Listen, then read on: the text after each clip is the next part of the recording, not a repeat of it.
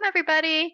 So nice to see y'all virtually on this nice sunny Wednesday. My name is Stephanie Chin. She, her pronouns. I'm the director of our Hutch Incubator program. I'm super excited today because it is the third webinar of our three-part series in collaboration with our friends over at TargetGov. I know it's the last one, but hopefully not the last one. Hopefully we'll be bringing a lot more of these resources and trainings for y'all in the future. So definitely let us know what you liked about it, topics that you're wanting to learn more about, and for us to be able to cover so we can do a whole nother series around great stuff that will help y'all out and grow your businesses. So today's session is focused around how contractors are using artificial intelligence and some of the tips, tricks, and some of the bewares. Last week and the prior week, if you missed either of those sessions, you are able to access those recordings on our YouTube channel. And we're also going to be sending out some great follow-up, some resources after the session as well that you can continue to have access to. So if you have any questions today, feel free to drop them over in the chat and we'll make sure to get to those as we go along. And for those of you who are not familiar with Hutch, and before I pass it over to Kiyon, Hutch is a 24-month incubator program that we are running here at Fearless. We are headquartered in Baltimore, but we support entrepreneurs all across the nation. Think of us as your home base where we help our entrepreneurs be able to scale up their businesses in government contracting without getting lost among competition out there. And before passing it over to Kiyon, we'd also like to kind of do a quick poll and take the temperature in the room around how you may be already using AI tools. And so, quick Zoom poll that you should see on the screen. We want to know how many of you have used artificial intelligence tools already. Maybe you're an early adopter, maybe you're dabbling a little bit, you're curious and that's why you're here today, or maybe you're just like, I'm not even consider using it, or I don't know enough about it yet to make an informed decision. So let's take a couple of seconds to get everybody's responses in and then we'll get going. AI curious. I like that. I am AI curious. I would say for myself, I dabble. I was not an early adopter. Oh, we'll talk about it in the session. I wouldn't call myself an early adopter. In reality, we all were early adopters. We didn't really have the option. It kind of got pushed on us a little bit.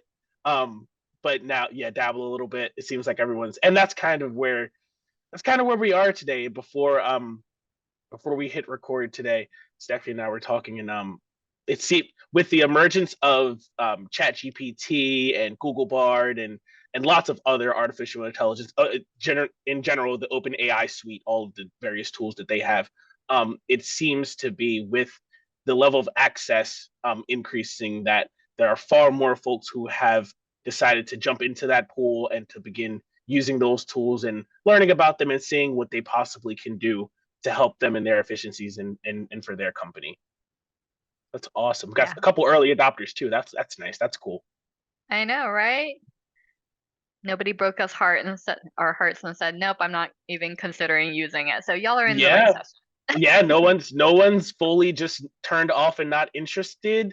I hopefully at the end of this session, at the very least, you will have a good caution meter for what exactly you use it for or what exactly you put into these artificial intelligence tools. But in today's technologies and in where we are today with artificial intelligence, you will be left behind if you decide that you are going to just completely ignore artificial intelligence and not incorporate it somehow, some way into your organization and into the productivity that you have for your employees. And so, yeah, it's really good to see that folks across the board are at the very least interested in hearing a little bit more or dabbling a little bit more in artificial intelligence.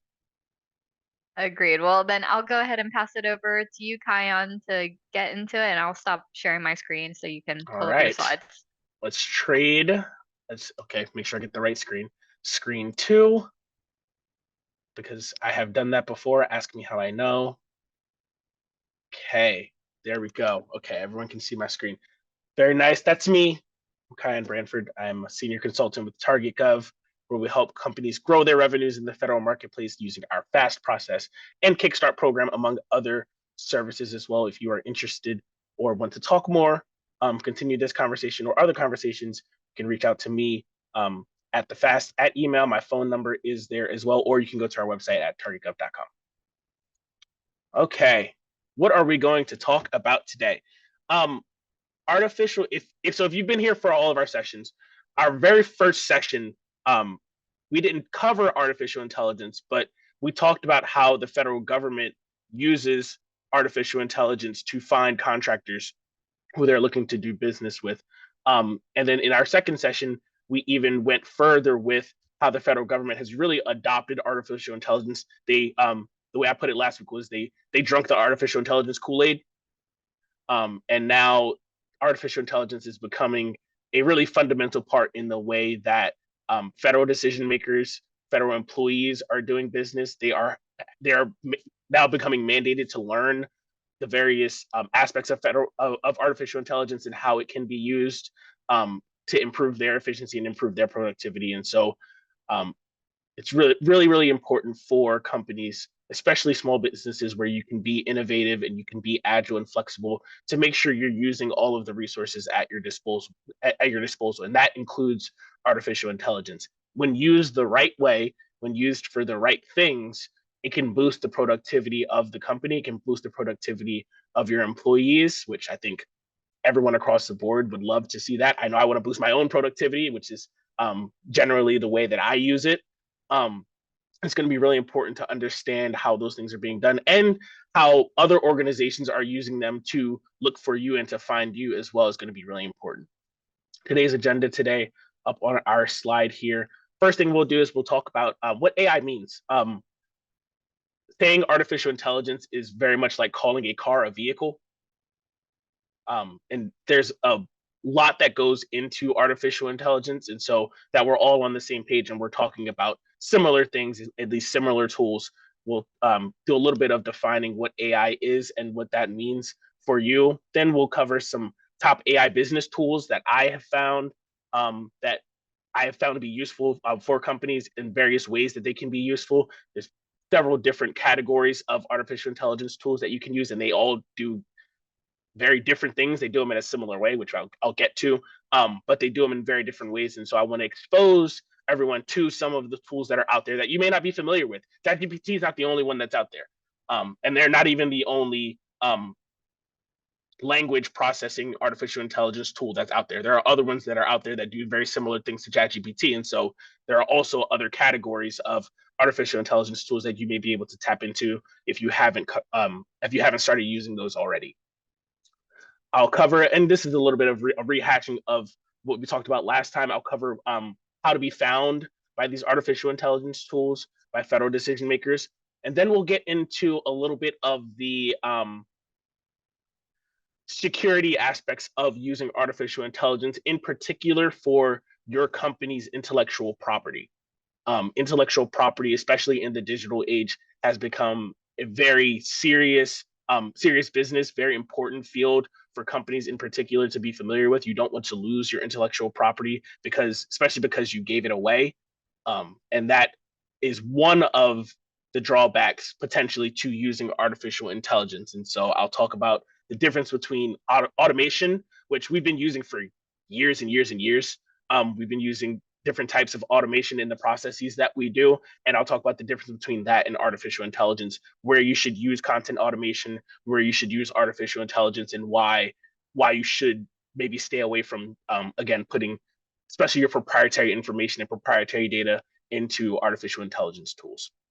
Proposal writing is one of the places where we've seen some serious growth in the artificial intelligence tools that are available out there. And so I'll talk a little bit about those. Then a case study, well, a couple of points, some funny points, and then a case study that's pretty funny and enjoyable to talk a little bit about at the end, just to demonstrate that artificial intelligence, while they may give you an answer, and this is typically the way that I explain it to folks, that tool may give you an answer. That doesn't mean it's the right answer. Okay. And so You have to go back and double check your facts, especially when you're using content delivered by artificial intelligence and generative AI tools. Then questions throughout the session. If folks have questions, comments, I mostly want to use this space, especially today, as a space to learn from each other. It seems that everyone on the line is at the very least dabbling in artificial intelligence. And so if you have some tips, tricks, or tools that you like to use, please feel free to throw those things in the chat, because I'm sure that folks can learn from your own experiences in using artificial intelligence. For the most part, we're all kind of in the same boat here. Some organizations were a little bit early adopters than others. IT companies, especially companies who have invested in artificial intelligence research. The federal government actually has been using artificial intelligence for quite some time. And now that ChatGPT has exploded and the accessibility to artificial intelligence tools has exploded, we're all trying to play catch up, sort of, to see how those tools fit into our own lives. So first things first, let's talk about what we mean when we say artificial intelligence, because that's a really, really, really, really broad term for a lot of technology that is out there today. So artificial intelligence in its most basic form is when you get a machine, whether that be a computer, a software, to engage in human-like activities that include things like learning, speaking, writing, planning, problem solving. If it's something that typically a human being would have to do, but we're programming a machine, most likely in most cases a computer or software today to do, that can be considered and thought of as artificial intelligence. And so when I say the term is extremely broad, that's why. It's because any of these tools or softwares or computers that are doing tasks that resemble things that human beings would do can be considered artificial intelligence. Now, for our purposes and for what businesses are going to care about in your use of artificial intelligence, what we're really, really talking about, the subcategory of artificial intelligence that we're focusing on, is machine learning. And machine learning essentially is the processing of large amounts of data in a very quick time span in order to find and figure out various patterns or various conclusions that may be drawn from that data. Oh, someone just shared a fake citation. We're gonna talk about that. We're actually that's the exact case study I think so. I think that's the exact case study we're gonna talk about later. So thank you, Leah. So yeah, and actually directly to that point, those machine learning algorithms, right? And I'm sure we've all heard algorithms at the word algorithms at this point and what they mean. Those machine learning algorithms, they take in that data quickly, right? It reads that information, it learns from that information, and then depending on what the tool is being used for, if it's one of those that can be prompted, when prompted, it will pull from that data, it will pull from that information and give you the answer that you're looking for, depending on the prompt that you delivered. Now, to kind of to Leah's point and to one of the points that we'll talk about later, that set of data, especially in the case of tools like ChatGPT or Grammarly or even Google Bard, that pool of data that they're pulling from is a public set of data. And in that public set of data are both factual pieces of information, and there are less factual pieces of information that are in that set of data as well. Where we are currently, because I'm not going to say that we won't get there eventually, but where we are currently in artificial intelligence is that the machine can't necessarily disseminate between what are good facts and what are bad facts, essentially. It is using what it knows, what it's learned from that data set that's available to provide you with the best answer that it possibly can give.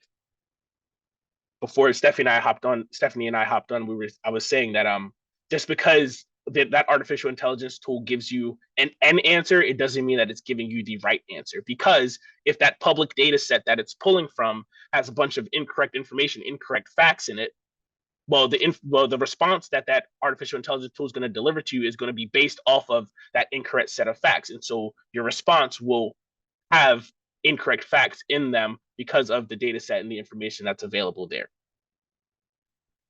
There are other tools out there like Claude, Google Bard to look for the keywords and phrases that decision makers are using to search for your services, search for your company. Again, same thing. It's pulling from a general public set of data. And so that's the information you're going to get when we're talking about keywords and phrases in the sense of federal decision makers looking for companies to do business with. They aren't using public sets of data to pull from those keywords to pull those keywords and phrases. They're pulling from their own sets of data. They're pulling from their own keywords and phrases to look for you. And so the keywords and phrases that come out of Google Bard going to be the keywords and phrases that your decision makers are going to be using to look for you. And so keep in mind that there may be a discrepancy to the answers that you're looking for and the answers that you're getting depending on the artificial intelligence tools that you are using. Oh, Stephanie, did you want to add something? No, completely agree with you. Sorry Okay. to stop your. No worries. No worries. Okay, robotic process automation. As I mentioned earlier, process automation has been one of those things that we've been using for quite some time now. For anyone out there who is using a CRM system, a customer relationship management system, in most cases, in almost every CRM system now, there is some type of variation of process automation that you can do. Process automation looks like if you click this button, these 6 things happen, right? And so you still have to interact with it as a human being. You still have to create that first action, which differs it from artificial intelligence a little bit. But after you create that first action, the machine knows what to do based on a set of priorities that you've given it to do these next 6 things. That also can help you improve upon your productivity. And you should be using both at your company in the places where it is pertinent. SAM and SBA are other places where the federal government in particular are using artificial intelligence tools. What their artificial intelligence tools do is they go into your SAM.gov profile, they go into your dynamic small business search profile, they go into capability statements that you submitted to the federal government. They go into requests for information that you've submitted to the federal government, and it scans all of these various places to look for the right keywords and phrases that the decision makers have put into their artificial intelligence tools. Those companies who are associated with those right keywords and phrases, those are the companies where the federal government starts their market research. Those are the companies who they reach out to first. And so you want to make sure that, again, you're using those keywords and phrases in your own profile so that you can be found when they come looking. Here are some top AI business tools that are out there today for you potentially to interact with. There's various categories of them. I'm going to hit on the ones that may not be initially intuitive. There are some other ones like audio editing, for example, that I think folks can get a grasp of just by reading the category. But the first one up there, chatbots, ChatGPT, Claude, Bing Chat. These are bots that you can chat with back and forth that will give you responses. They will answer your questions. Chatbots like this have been around for quite a bit, actually. If you remember just a few years ago, not even a few years ago, more than a few years ago now, Apple rolled out Siri.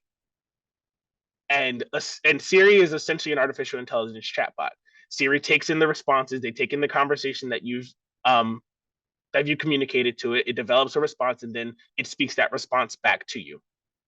Where ChatGPT and Claude especially have really exploded in these chatbots is in the level and the amount of public data and public information that they have access to. And so Siri, while it was collecting information from Apple users in particular, it didn't have that same breadth and same reach as a ChatGPT has had in order to access the public domain. And so now we can get ChatGPT to even tap into websites and tap into various content that's out there now to provide us with not just a conversational response, but with actual content driven responses that we can use in our own lives, in our emails, in our websites, in our capability statements. I'll talk about that later. So now we have a tool that not only will converse with us, but will also give us the answers to the questions that we're looking for by tapping into the public data sets of information. So those can particularly be useful. I know for me,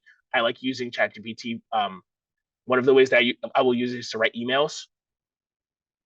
And so if I need to write an email response that I particularly don't feel like writing, I will use ChatGPT to at least get me my first draft of that email and then tweak that draft and then submit that draft, or send that draft out to the recipient. I've also used it for things like social media posts.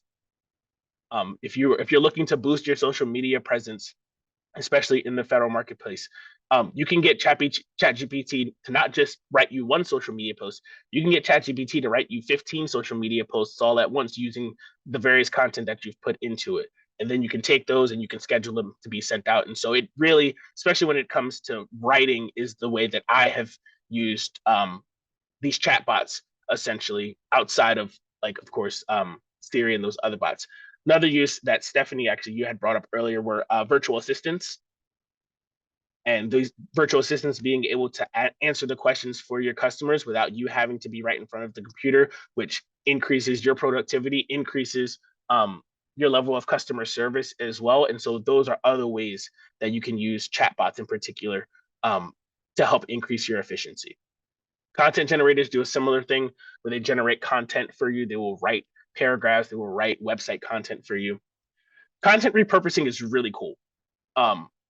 It's still a little young in how it's developed, but essentially what content repurposing will do is it will take, let's say you write a blog post and you want to use that blog post on LinkedIn, you want to create a short video for it, and you want to turn it into social media posts. What you can do is you can take the original blog post and you can put it into tools like Video and Wondercraft. Video changes when video, in Video's case, it will change it into a video. It will read your blog post and then it will create a short video for you to use in repurposing the content of that blog post so that you can have a new medium to use in your marketing of your blog post. And that, to me, is really cool and really out there, especially creating different mediums from the original medium is really, really awesome.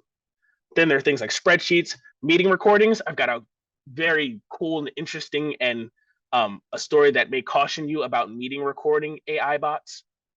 So as I mentioned, these artificial intelligence tools are learning and they're constantly learning and they're taking in information from us whenever we are inputting information into them. One of the places where we have encountered artificial intelligence tools that have seemed to be a little bit sticky and difficult to control have been these meeting recording artificial intelligence bots.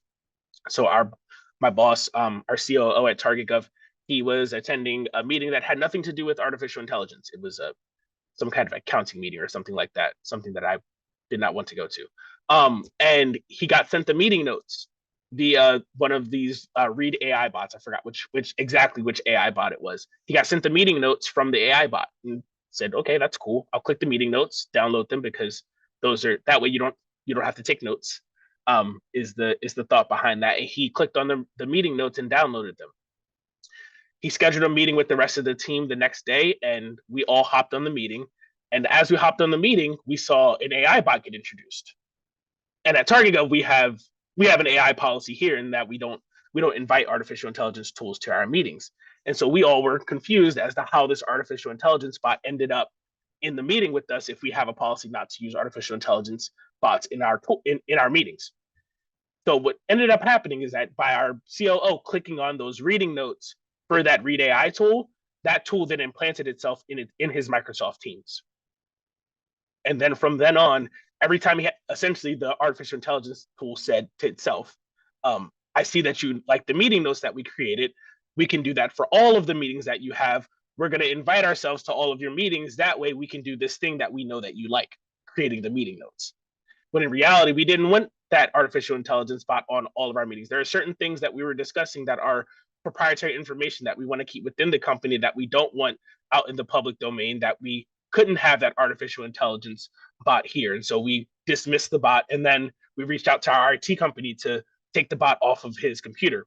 It took them 4 hours to finally get the artificial intelligence bot off of his Microsoft Teams in a way that it didn't show back up. They would delete it, he'd start a new meeting, it would show back up. They delete it again, he'd come back, they start a new meeting, it would show back up. And so be careful with these artificial intelligence bots and know that everything that you're saying, if they're transcribing it, everything that you're saying is going into one of these open domains to be accessed by other artificial intelligence tools to create responses for other people who may be asking similar questions to you. Audio editing, awesome, especially if you're creating videos. But same thing, if you are editing audio that may be of proprietary processes or proprietary services that you have, I would probably think twice because you don't want that information in the public domain. Image generators, they'll clean up your images for you. Customer support, we talked a little bit about that. Chat with PDF. Um, this tool will synthesize what's in a PDF for you, give you a nice little summary so that you don't have to read the entire PDF. It's pretty nice if I do say so myself from someone who has to read a lot of policy. And so chat with PDF or chat PDF will help you do that. And then the weirdest one to me, most interesting one that's out there are these synthetic voices. If you haven't encountered these yet, get ready and be prepared because these also can be quite insidious. There are artificial intelligence tools that are out there that can mimic the voices of others. They do this by feeding that artificial intelligence bot videos and voice recordings of that person. And then the bot learns that person's cadence, it learns their tone of voice, and then it can synthesize that person's voice and get them to say pretty much whatever you want them to say. I don't think I have to go into how that can be scary or frightening for anyone here. So, especially as you are receiving communications out there from various people, from various things, to double check to make sure that you are talking to a real person and you're not talking to an artificial intelligence bot without knowing it. Our source there, the neuron.ai, there are some additional resources there and additional information there for some other artificial intelligence tools that you may be interested in using. I mentioned this a little bit earlier, and we've talked about it in, I think, our first two sessions today because it's that important. Artificial intelligence is the way that federal decision makers are going to find you. They do that using keywords and phrases, and they do that not using the keywords and phrases that you use to describe your services or to describe your products. They do that by using the keywords and phrases that their agency uses. And so again, this goes back to that we're going to get to it in a couple slides, but that open domain versus closed domain, right? The federal government, their artificial intelligence tools are on a closed domain, and so the data set that they're pulling from is the data set that the government has made available for those artificial intelligence tools. They have the keywords and phrases that they use in those data sets. What they don't have in those data sets are the keywords that come from Google Bard or come from ChatGPT. And so I wouldn't use those tools to come up with your lists of keywords and phrases because those are in a closed domain and not in an open domain. It's free. SAM.gov is free to register in. That your dynamic small business search profile is free to register in. It's free to come up with a capability statement that you can submit to the federal government. Your website should be tailored with keywords and phrases as well. Government decision makers do use Google. They're not necessarily supposed to, but they do. And so you want to make sure that your website also has the keywords and phrases that the government is using to describe your services. That way, you are being found by the tools that are looking for you. So these next few slides have to do with some of the differences between content automation and artificial intelligence and open domains versus closed domains. Your intellectual property is extremely valuable to your company. It is what makes you you. It is what makes you special. Your differentiators are extremely valuable to the company. What makes you different is extremely valuable to the company. You don't want your competitors to be able to tap into what your differentiators are, right? What your value propositions are, and your unique services, your unique service offerings. You want to keep those close to the vest so that they remain differentiators for you, for your company. They remain unique service offerings for you. Content automation and artificial intelligence are not necessarily the same thing. They come from the same grandmother, but they are not siblings. Content automation draws from a list of pre-existing prompts, right? So things that you've already let the computer, let the computer, let the machine know you're going to ask it.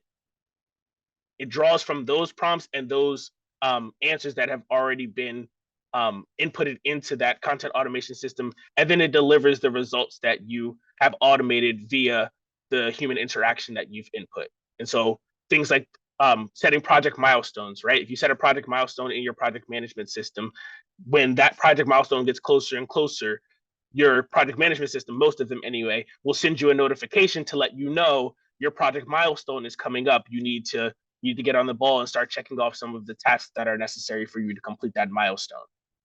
Managing your content or automating when your content will be posted is another way that we've used automation. And so if folks have social media content automation bots or things that they use to push out various social media posts at various times, that's a version of content automation.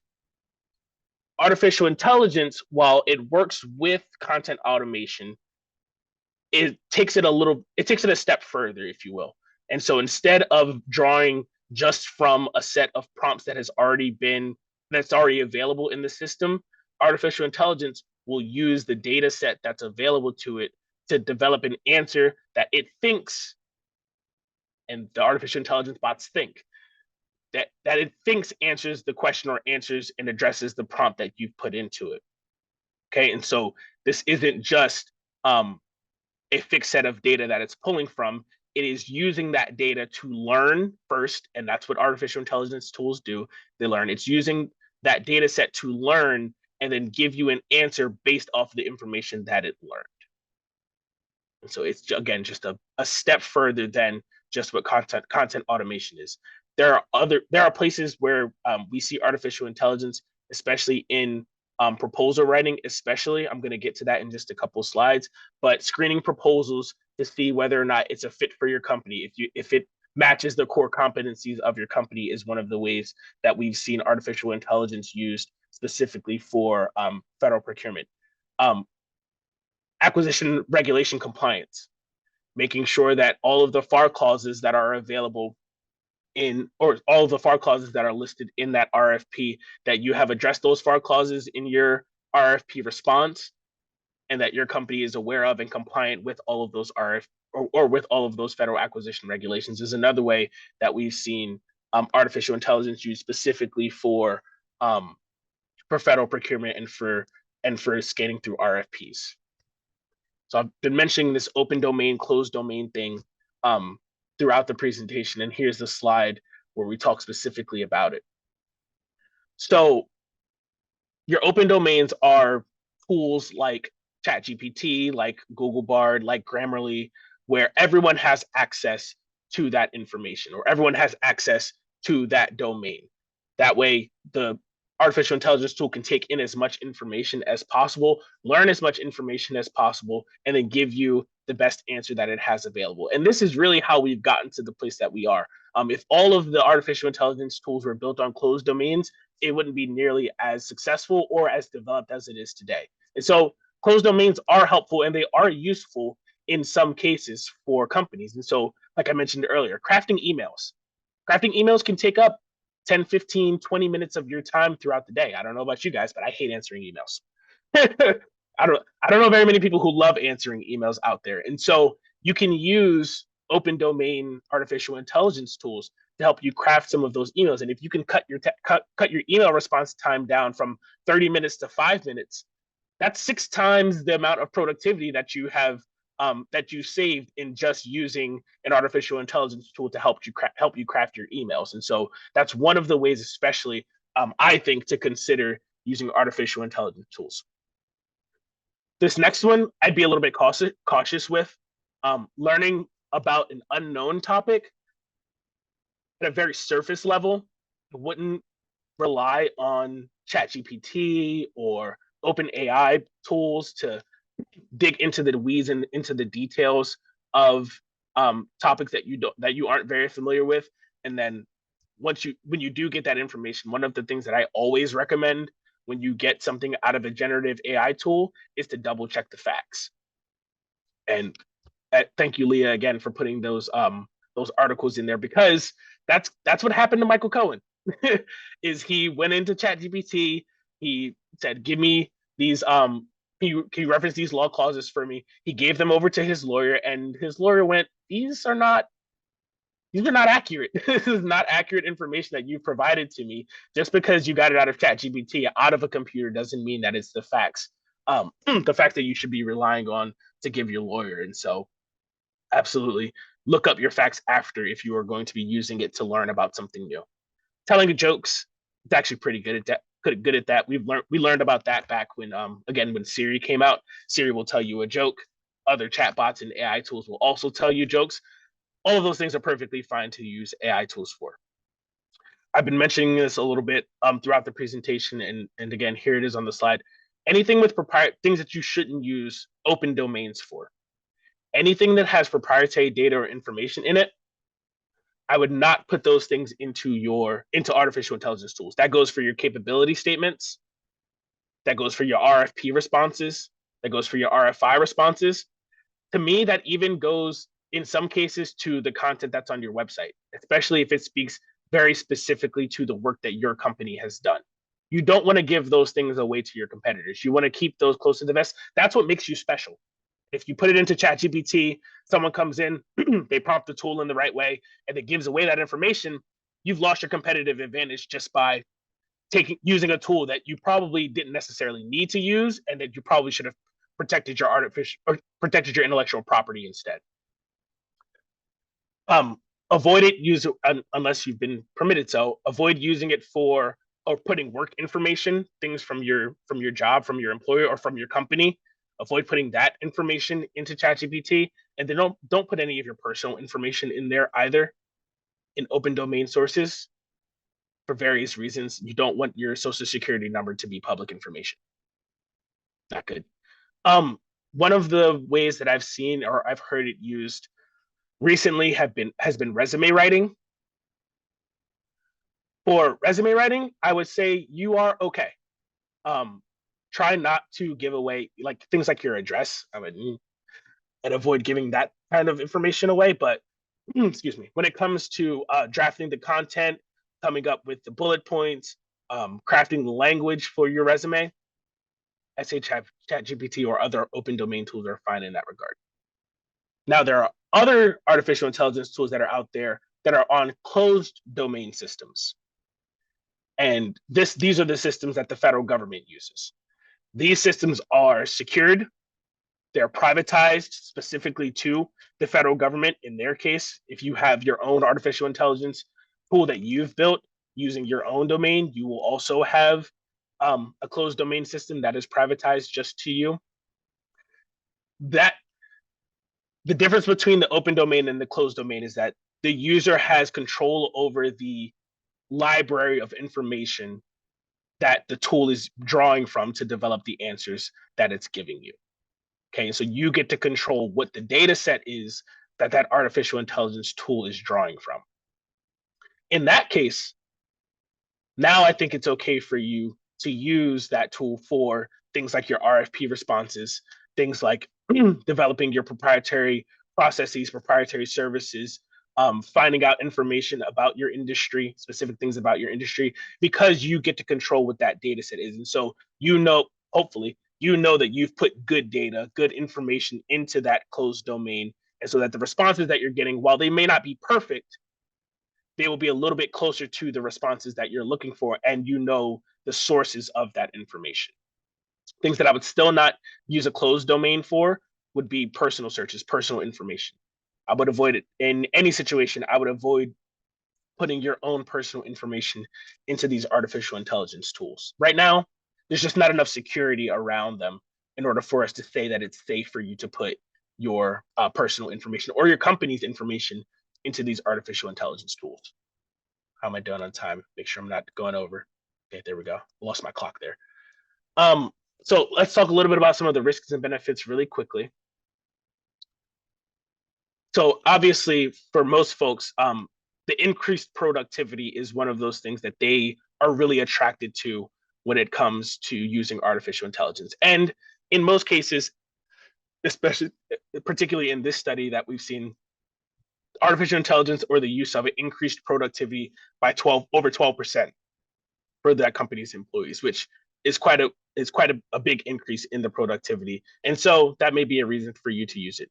It can increase your employees' efficiency, which is awesome, right? We're always trying to do things, especially small businesses, trying to do things in the most efficient way possible. And it increased the quality of the outputs from those employees by 40%. Now, while all of those things are great and all of those things are important for businesses to take on, there are also some risks when it comes to your employees, even not just the security risks as it pertains to your proprietary information and proprietary data, but the impact that it can have on the people who you employ. Using or the overuse of artificial intelligence tools can create burnout, right? Because what often happens is the introduction of artificial intelligence tools leads project managers and other leadership to think that you can do more in a quicker time, which is generally correct, but a lot of times they overestimate what that means. And so they demand more and more and more from their employees, which can eventually lead to burnout. And so keep in mind that, again, just because these tools have increased the productivity of your employees or increased your employees' efficiency doesn't mean that they can take on 3 times the amount of work. They didn't increase their productivity and efficiency that much. You don't want your employees to be over reliant on these artificial intelligence tools. At the end of the day, these tools still take human, right? As of now, these tools still take human beings to prompt them, and you only get the level of quality out of these tools that you put into them. And so you don't want to have your employees, have your people rely on these tools to think for them, because the artificial intelligence tools aren't there yet. They're not there yet to think for employees. They're there for human beings to prompt them and then give responses based on the information that's available. This one I found pretty interesting, and I grappled with it for a second. Diversity of thought. So while it may seem like drawing in all of these various opinions from various places and then using it to develop new ideas would create more diversity of thought, when in reality it doesn't, because of that open domain, closed domain system that I was talking about. If everyone's using the same data set to find their answers, then there's really not any diversity of thought in what's being developed. Really, everyone's pulling from the same set of information. And so the answers will become redundant. They'll start to sound similar.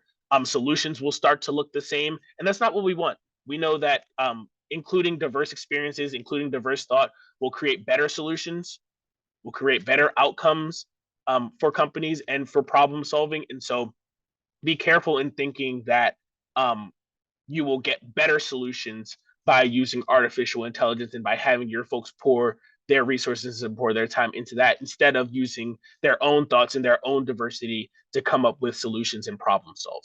That one I thought was really, really compelling and really interesting. Security is that last one there. We've talked quite a bit about security already, but if you're in a public domain, you don't have control of the data and of the information being used. And so you have to be aware of the security risks of using artificial intelligence.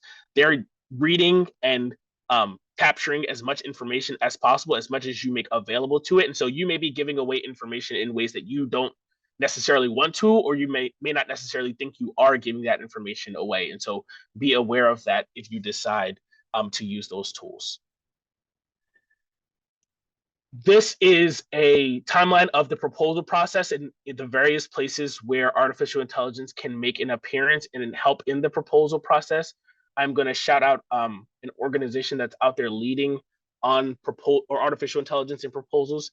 They are called Proposal Industry Experts, PIE, PI. You know, we love our acronyms in the federal marketplace. Now, while I would not fully adopt, they are obviously AI friendly.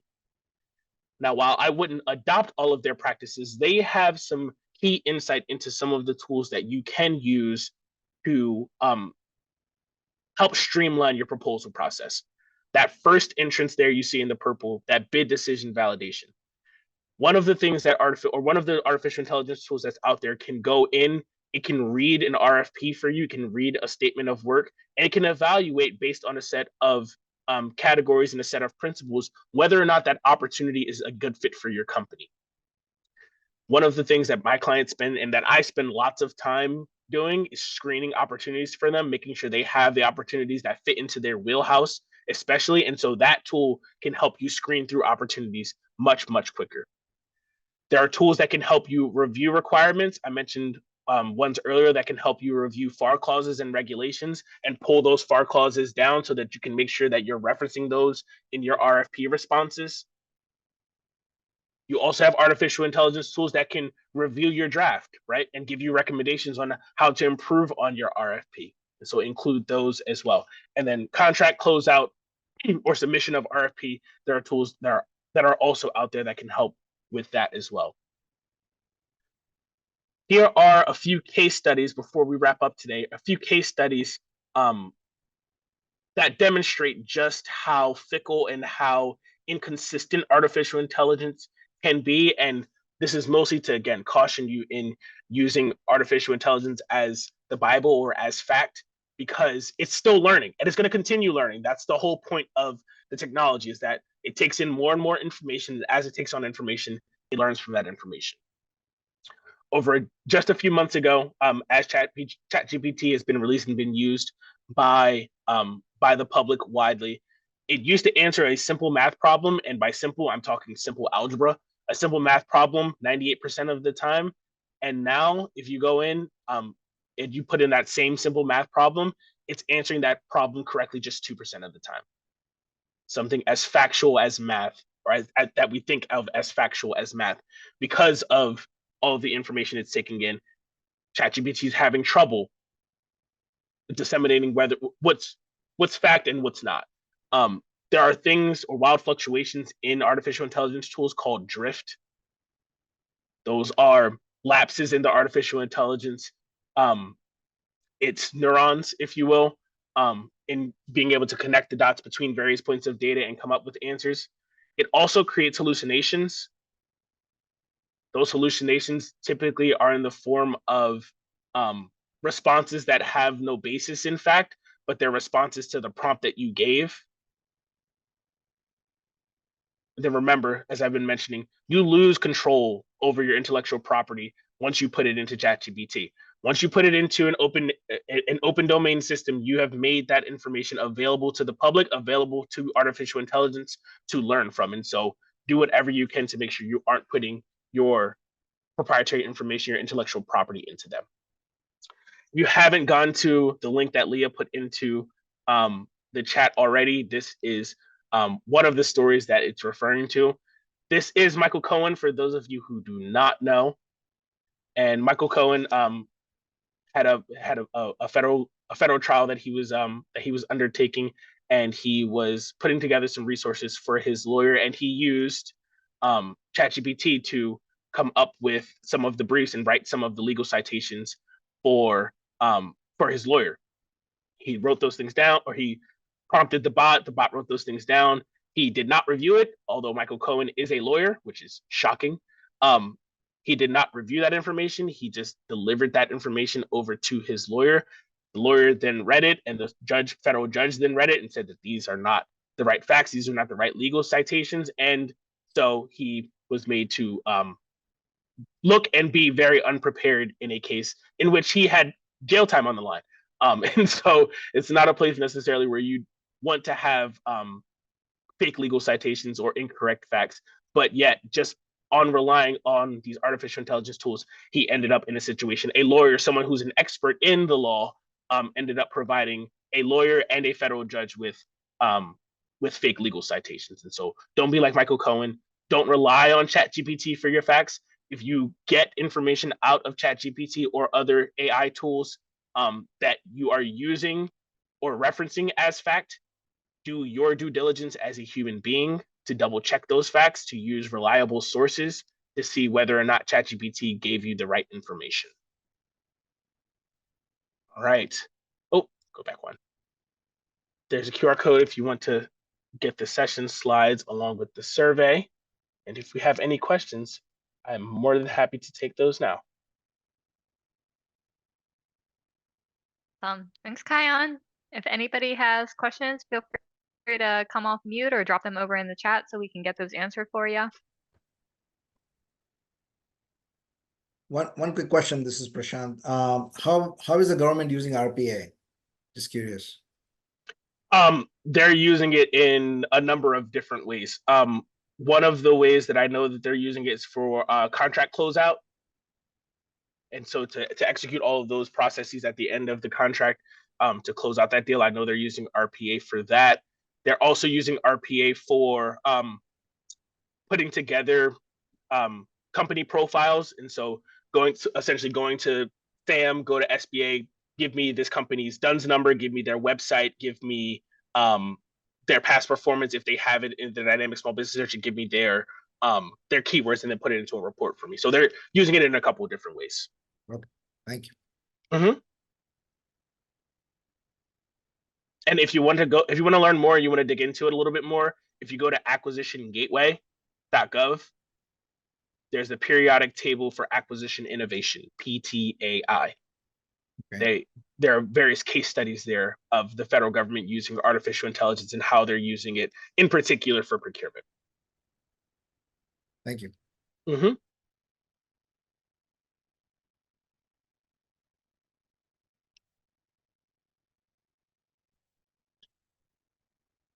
Awesome. Well, if there aren't any more questions, I appreciate everybody's time today. You will be receiving that follow-up email with the survey, so please let us know what you thought of today's session and our entire TargetGov series if you were able to attend the first 2 webinars as well. Really appreciate everybody's time. Feel free to reach out to Kiyon or myself if you want to learn more or have a one-on-one around how you can put any of this knowledge from our webinar series into use for your business. So appreciate it. Thanks, Kiyon. Thank you so much. Thank you to Fearless, and thank you to Hutch for having us. It's been such a pleasure. And yeah, hopefully we get to do some more of these in the future. Agreed. Love it. Thank you, everyone.